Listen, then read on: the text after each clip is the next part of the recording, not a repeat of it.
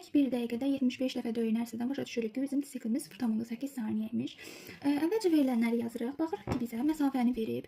Yəni S bərabərdir 80 mm və sürəti veribdir. V bərabərdir 0,5-ə. Buradan biz T-ni tapa bilərik, düzdürmü? Çünki düstur necədir? V bərabərdir S bölünsün T. Deməli, buradan T bərabərdir S bölünsün V. Buradan T-ni tapırıq. S olur 80. V olur 0,5. 160 saniyə. Bizdən soruşduq, odur ki, bu müddət ərzində birinci fazaya sərf olunan vaxt, ikinci fazaya sərf olunan vaxtdan nə qədər az olur? Əvvəlcə bunu 0,8 saniyə sikl üçün yazırıq. 0,8 saniyənin 0,1 saniyəsi qulaqcıqların sistolası idi. 0,3 saniyəsi mədəciklərin sistolası idi. 0,4 saniyəsi isə ümumi diastola idi.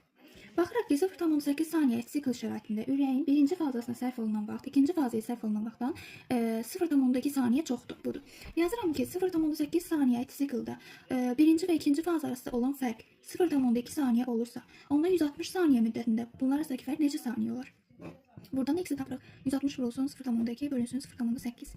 4 tapırıq 40 saniyə. Cavab olur 40 saniyə.